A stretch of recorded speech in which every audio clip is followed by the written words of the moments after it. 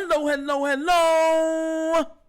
You're tuning into another episode of TheWunderkindShow. Today's topic, Baltimore Ravens top secret backup plan.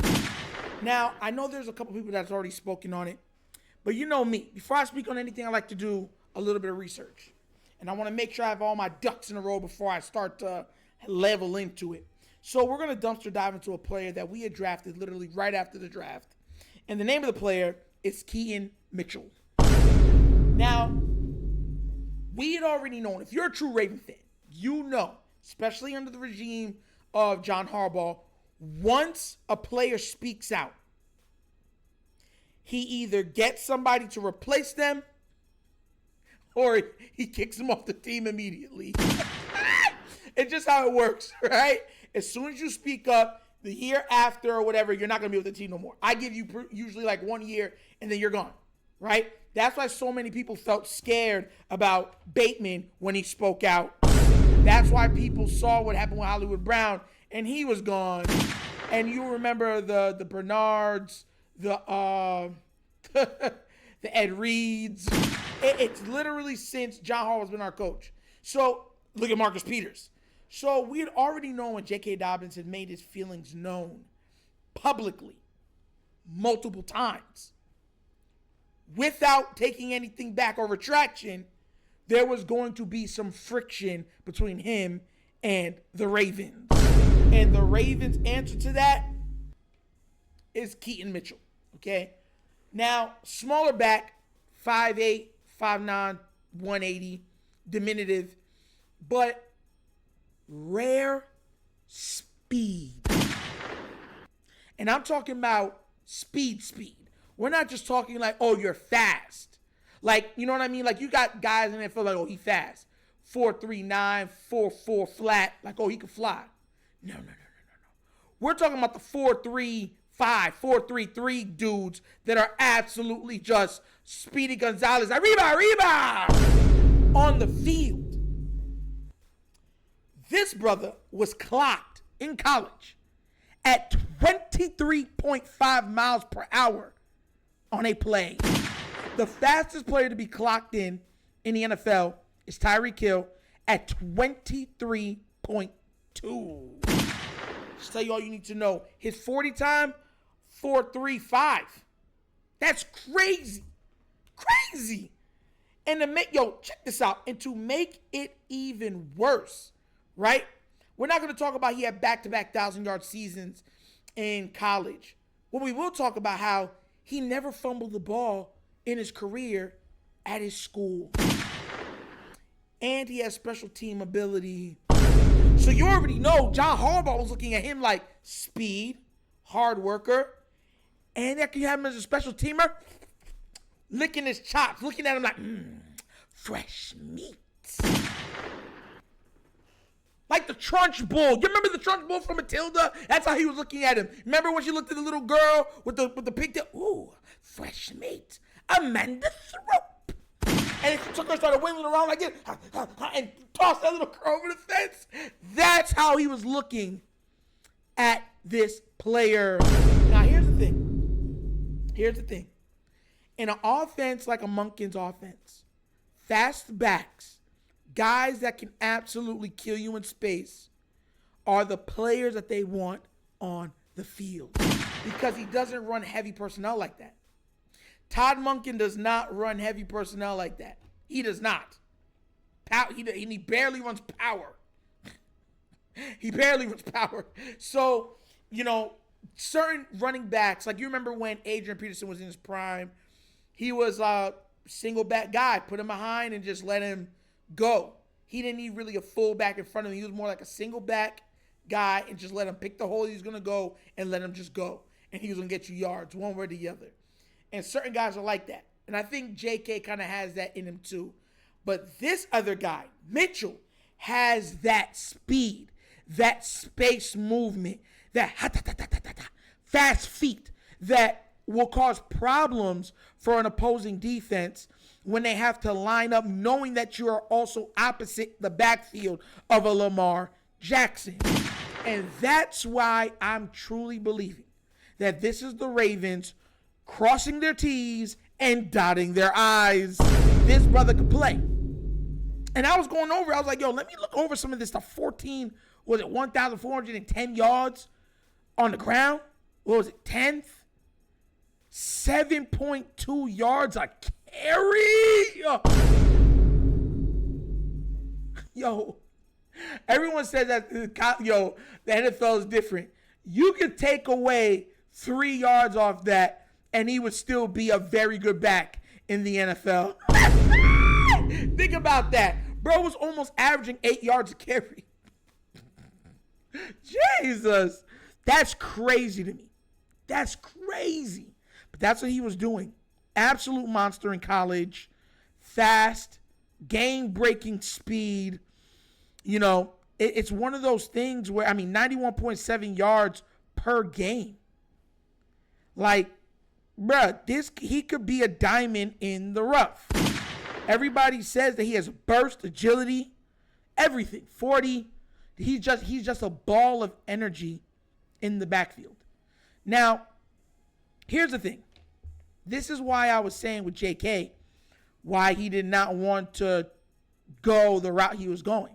Because the Ravens, to me, have already, and even though I know people are going to say, well, the Ravens don't like playing rookies. Look. Two things can be right at the same time. But the one thing that's been absolute is we've seen the Ravens play rookies. We don't see them deal with players too long that speak out against the culture and the management in Baltimore. You get where I'm coming from? Two absolutes, but which absolute is more to one end? Is more there's more proof of it. As I was looking at it, I'm like, man, this is crazy. Because even if, think about this real quick. Gus had in practice because he was coming off an injury. The back that was taking everything was our third back. JK wasn't playing supposedly because of injury. You get where I'm coming from? So if training camp starts and Gus and JK are not 100%, then you already know the other back is going to get all the carries. All the carries. And if this young man has juice, and that juice starts to show itself in practice, under Monken is going to give him the ball. He's going to give him opportunities to get the ball. He's going to draw up plays for him to get the ball. And he's at times going to have sets for him to absolutely go crazy with the ball. Because that's how he does things. And for the hardball kicker, he can play special teams. Like, he can play like Justice. We already know that's his biggest contribution on the team. But and when Justice is called upon, he plays well. But if this guy is faster than Justice and could be even a better special teamer than Justice, what are we even talking about here? Like, what are we even talking about here? And that's why I said JK has to be so careful. That's why the running back market is so hard to gauge. Because there's more times than not that you've seen a drafted guys at the bottom of the draft come into the NFL and absolutely be amazing in 3-4 years as a running back. You can find a top flight running back, a top 3, top 4 running back in every round of the draft. A lot of times, the highest pick ones don't even pan out. You understand where I'm coming from? Like, that's how the running back situation has become. So, hopefully, I'm hoping that this guy's good. I want JK to play. But watching this guy's highlights, watching some of his game tape, looking at his measurables, my God. I was looking at, bro, the only thing I didn't see too much was receiving. Now, that's where things get kind of crazy because I always felt like that's where JK was going to shine this year, receiving out of the backfield. If this guy proves that he has reliable hands, then it's going to be a very interesting season this upcoming season because you're going to have speed galore all over the field, separators at every level of the offense. Because as a tight end, Mark Andrews has good speed. Our wide receivers, Zay, Bate, both of them can fly. OBJ can fly. You know what I'm saying? Then you're going to have JK who can run, and you're going to have this guy, and Gus, even though he's not a burner, he can still fly when he needs to.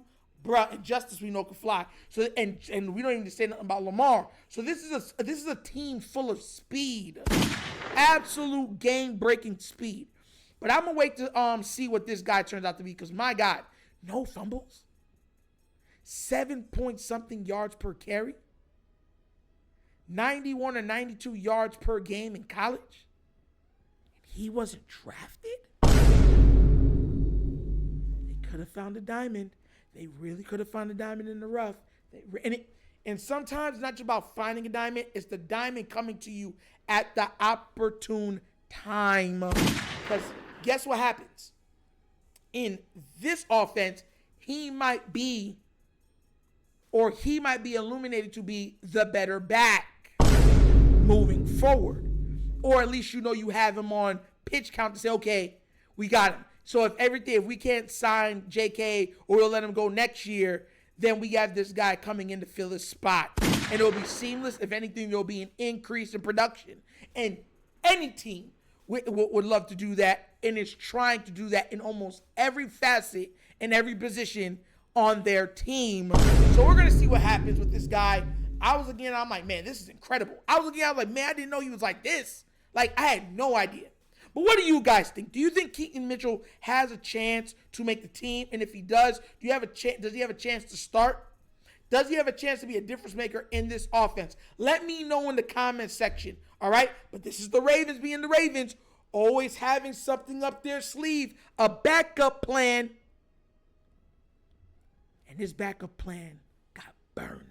But once again, it's another episode of The Wunderkind Show. Thank you all for watching. You know how we get down to a lot of laughs, a lot of fun, but everything we talk about is rooted in what? Facts and truth.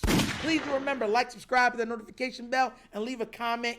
All those things help out the algorithm for the channel. Just please be respectful when you do so. You know, everyone's going to disagree and stuff. Just be respectful when you do it. There's no problems going forward with it. And if you would like to donate to this channel to help it grow, bottom of the screen, QR code. That's to the Cash App. That's how we do all donations. And you can also find the Cash App in the description of every video that we do. And the name of it is The Wunderkind Show.